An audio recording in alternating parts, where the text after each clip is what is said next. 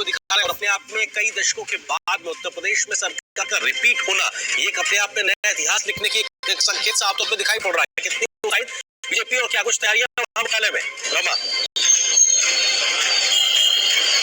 देखिए, काफी उत्साहित है जिस तरह से नतीजे आएगा और जिस तरह से बीजेपी दिखाई दे रही है, उत्साह होना स्वाभाविक है।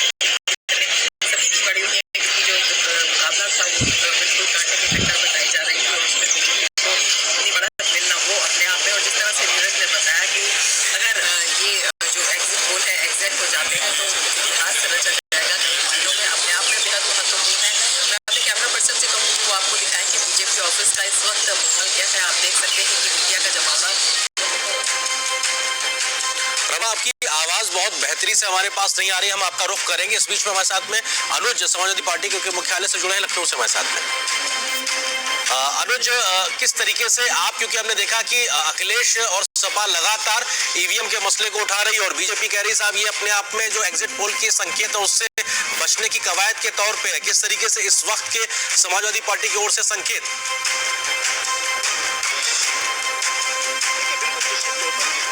अनुज, क्या आप मुझे सुन पा रहे हैं? समाजवादी पार्टी के बाद निश्चित तौर पर एक इन लोगों के अंदर, समाजवादी पार्टी के नेताओं के अंदर एक इस बात को लेकर एक गुस्सा है कि जो एग्जिट पोल है कि अगर ऐसे नतीजे नहीं आएंगे तो आखिर फिर क्या होगा। तो निश्चित तौर पर हमने देखा पिछले 2 दिन के अंदर लगातार समाजवादी पार्टी के नेता चुनाव आयोग का दरवाजा खटखटाते रहे। ईवीएम मशीनों के अंदर गड़बड़ी हो सकती है, इस तरह के वो सवाल उठाते रहे।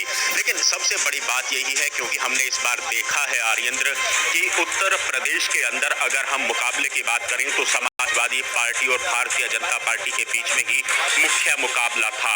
अभी क्योंकि हम जानते हैं काउंटिंग और मतगणना शुरू होने में अभी समय है, मैं अपने कैमरामैन से चाहूंगा कि समाजवादी पार्टी के सामने फिलहाल यहाँ कार्यकर्ताओं का तो बहुत ज्यादा यहाँ जमावड़ा देखने को नहीं मिल रहा है, क्योंकि सभी कार्यकर्ता और नेता फिलहाल जो शुरुआती रुझान आएंगे उनको टेलीविजन चैनलों के माध्यम से अपने घर में बैठ के देखना चाहते हैं और यहाँ देश भर का जो मीडिया है वो यहाँ समाजवादी पार्टी के कार्यालय के आगे से खबरें दे रहा है। और आर्येंद्र, हमने चुनावों में देखा भी है कि जैसे जैसे नतीजे आते हैं या रुझान आते हैं और जिस पार्टी के पक्ष में आते हैं उसी के कार्यालय के बाहर भीड़ जमा होनी शुरू हो जाती है और जिस राजनीतिक दल जरूर मिलेगी, लेकिन हाँ, निश्चित तौर पर जनता का क्या जनादेश है आज उसका दिन है और उसकी शुरुआत।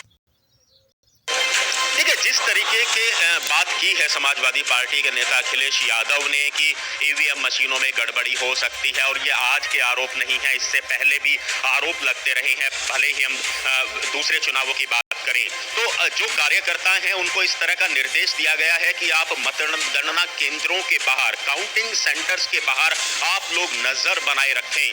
तो निश्चित तौर पर हमने देखा है कि इस बार जिले के अंदर 2 मतगणना केंद्र भी बनाए गए हैं और उसके पीछे सबसे बड़ा कारण यही है कि जो कोविड का टाइम हमने देखा है, उस बीमारी से भी जो उस समय मतगणना कर्मी होंगे उनको भी बचाया जाए।